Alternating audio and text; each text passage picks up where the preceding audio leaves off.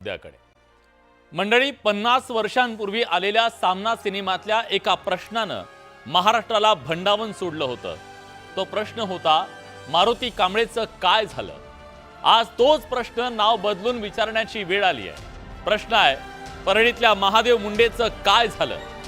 कारण 21 महिन्यांपूर्वी pygmy agent Mahadev मुंडेंची परळीत निर्घृण हत्या करण्यात आली। इतकी निर्घृण की माणुसकी थिजून जाते। 18 सपासप वार करून जिवंत माणूस उभा कापला गेला, गळा चिरला, जागेवर जीव गेला, पण मारेकऱ्यांच्या मनाचं समाधान झालं नाही। जाताना मारेकरी नरडीच्या मांसाचा तुकडा घेऊन गेले, मर्दुमकी गाजवायला। 2 लेकराचा बाप न्यायालयाच्या आवारात रक्ताच्या थारोळ्यात पडला, वाचवायला कुणीच आलं नाही। रक्ताच्या थारोळ्यात पडलेल्या महादेवचे फोटो आज माझ्या हातात आहेत, महाराष्ट्राला दाखवू शकत नाहीये। पण परळी म्हणजे प्रभू वैद्यनाथाची नगरी, पण आज वैद्यनाथाच्या नगरीत महादेवचा बळी गेलाय। 21 ऑक्टोबर 2023 रोजी पडलेल्या त्या क्रूर हत्याकांडानं परळी हादरली, पण कडी कोंड्यात चिडी चूप बसली। एवढी दहशत। असं म्हणतात परळीतल्या लहान लहान पोरांना माहिती आहे महादेवला कोणी मारलं, पण 21 महिने झाले पोलिसांना मारेकरी सापडत नाहीये। जो कोणी पोलीस अधिकारी आरोपींच्या पर्यंत पोहोचण्याचा प्रयत्न करतोय त्याची बदली होते असा आरोप केला जातोय।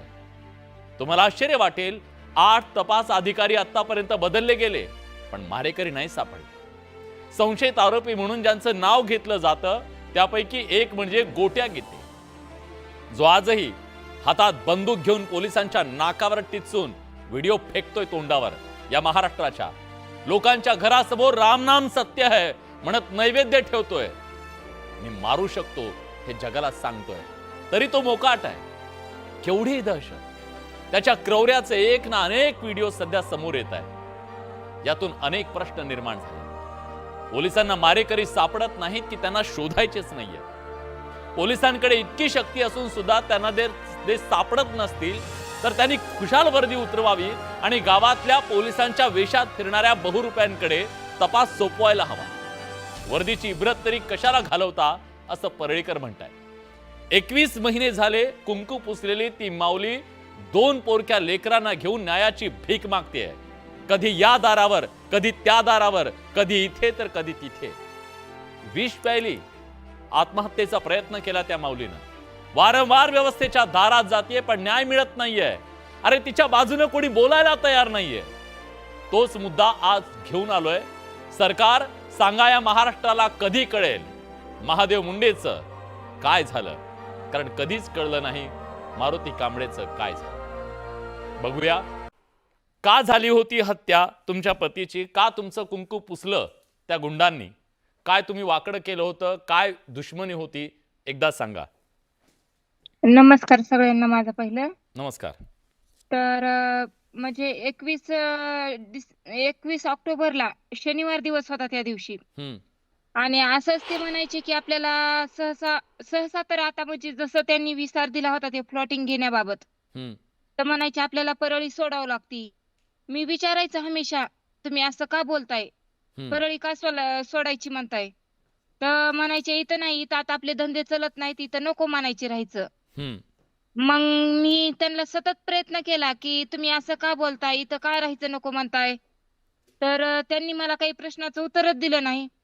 पण ते प्लॉटिंग घेताना मी म्हणायचं, हमेशा म्हणायचं की कोणी काही बोलतंय का, कोणी काही म्हणतंय का, कारण इतक्या जवळ ते 12 गुंठे प्लॉटिंग आहे आपल्या घराच्या शेजारीच। मग कोणी घेऊ देतंय का, कोणी काही म्हणतंय का, असं वाकडं कोणी बोलतंय का, तर म्हणायचे नाही, काहीच नाही, फक्त आपला इथं धंदा चलत नाही ना, आपल्याला इथं आता राहायचं नाही, एवढंच बोलायचे।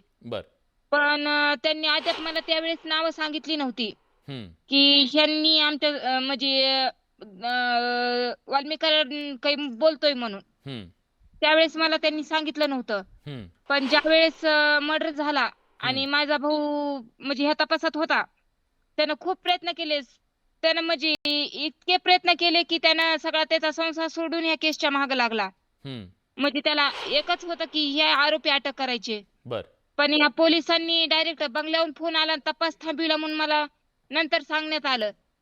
मग आता त्यांच्या त्या परळीत दहशत होती वाल्मिक कराडची। मग त्याच्या पुढं पोलिसांवर दबाव त्याचाच आला. डायरेक्ट ते म्हणले बंगल्याहून फोन आला आणि तपास थांबविला. कोण होते म्हणजे पोलीस अधिकारी तेव्हा? कोण होते पोलीस अधिकारी? अनिल चोरमुले सर होते, हा. पीआय नाचन होते आणि अजून ग्रामीण भागातले पीआय होते. त्यांची बैठक होती. त्या बैठकीच्या वेळेस मला कावत सरांनी सांगितलं होतं विजिट द्यायला जा म्हणून. बर. तर मी विजिट द्यायला गेले तेव्हा गोविंद एलमाटे नावाचे कॉन्स्टेबल आहेत. त्यांनी अनिल चोरमुले डीवाय जे आहेत ना, अनिल चोरमुले सर, त्यांच्या देखत सांगितलं की बंगल्याहून फोन आला आणि तपास थांबविला. मग मी म्हणलं बंगल्याहून फोन आला आणि तपास थांबविला तर बंगल्याहून आता तुमची वर्दी काढा म्हणलं तरी तुम्ही काढताल का? मग त्यांनी माझ्या प्रश्नाचे उत्तर दिले नाही. मग मी तिथून आले. नंतर सारखं मी एसपी ऑफिसला जात राहिले. 4 वेळेस एसपी ऑफिसला मी भेट दिली. तर एसपी ऑफिसला त्या दिवशी पण म्हणजे मी म्हणजे मला असं मनाला वाटेल तसं झालं, कारण एलसीबी कडे तपास देतो म्हणले होते सर. पण ताई मला सांगा, तुम्ही जो FIR दाखल केला त्या FIR मध्ये तुम्ही काही कुणावर संशय व्यक्त केला होता? काही तपासाच्या संदर्भात तुम्हाला काही माहिती देण्यात आलेली होती? काय घडलं? 21 महिने झाला आरोपी सापडत नाहीयेत. काहीतरी असेल ना त्याच्यामध्ये, तपासात काहीतरी समोर आला असेल ना? तुम्हाला काही सांगितलं?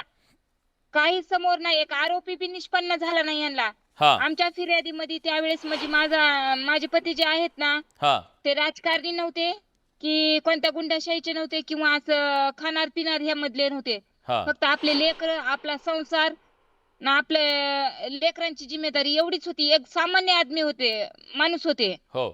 आणि फक्त म्हणजे असं छोटा मोठा प्लॉटचा व्यवहार करायचे, तेवढाच व्यवहार होता त्यांचा. बाकी मग पिग्मी एजंट एक होते बँकेमध्ये. मग आता थोडंफार तर कोणी करून आपल्या उदरनिर्वाहासाठी तर करू शकतो ना.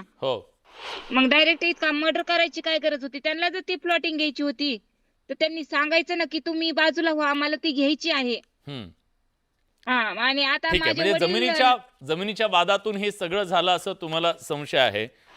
तुम्ही आता राज्याच्या मुख्यमंत्र्यांकडे दाद मागायला निघालेला आहात असं मला कळलं. आतापर्यंत तुम्ही अनेक अधिकाऱ्यांना भेटलात. काय झालं? काय तुमच्या हाती पडलं का? तुम्हाला आत्महत्येसारखं टोकाचं पाऊल उचलण्याची सुद्धा वेळ आली. कुणामुळे आली ही वेळ? मला वेळ ही पोलीस प्रशासनामुळे आली. जर त्यांनी तपास चांगला केला असता ना, आरोपींना जर अटक केली असती तर मला ते टोकाचं पाऊल उचलायची गरज लागली नसती. मी 4 वेळेस एसपी सर नवीन आलेत, काहीतरी दबंगशाही म्हणून जेव्हा उल्लेख झाला संतोष भैया देशमुखच्या ह्याच्यात, तर मला वाटलं हे तरी एसपी काहीतरी करतील. पण हे पण एसपी माझा जॉब पण नाही आणि काहीच नाही या केस मध्ये. माझा लेखी जॉब पण ह्यांनी घेतलेला नाही अजून. 21 महिने झालं तरी काहीच नाही. आम्ही फिर्याद अज्ञात व्यक्ती दिलती, पण ज्या वेळेस मी या केस मध्ये खोलवर गेली त्यावेळेस मला आरोपी सगळे म्हणजे कोण तपास थांबिला आणि कोण केलं हे सगळं माहिती झालं. पण एसपी सरांना म्हणलं मी, सर आम्ही नावं सांगताय तर तुम्ही का काहीच करत नाहीत? तर ते म्हणले काहीच नाही, आमच्याकडे ठोस पुरावा नाही. बाळाभाऊ बांगरने जे जबाब दिला त्यावेळेस तर मी एवढी संतप्त झालते की ती ऐकून ती घटना, त्यावेळेसच माझा विचार होता की आपण कशाला जीवन ठेवायचं या. आणि नंतर एक गोष्ट सांगतो तुम्हाला मी, तुम्ही लढताय, लढत राहा. तुम्ही असं कुठलंही टोकाचं पाऊल उचलू नका. हा महाराष्ट्र तुमच्या सोबत आहे. ह्या न्यायाच्या लढाईमध्ये हा महाराष्ट्र तुमच्या सोबत आहे. काही लोक नसतील तुमच्या सोबत, पण हा महाराष्ट्र अजून सुद्धा या महाराष्ट्रानं सोडलेलं नाहीये. माणुसकी संपलेली नाहीये या महाराष्ट्रातली. आजही माणुसकी आहे इथं आणि हा महाराष्ट्र तुमच्या सोबत असेल. आता मी अखेरच्या श्वासापर्यंत लढणार. लढा, लढलं पाहिजे ताई. तुम्ही तुमच्या जिद्दीला सलाम. लढा तुम्ही, आम्ही आहोत सगळे सोबत. आता लढणारच मी. अखेरच्या श्वासापर्यंत मी माझ्या नवऱ्याला न्याय मिळवून देणार. ठीक आहे, सलाम तुम्हाला. मी या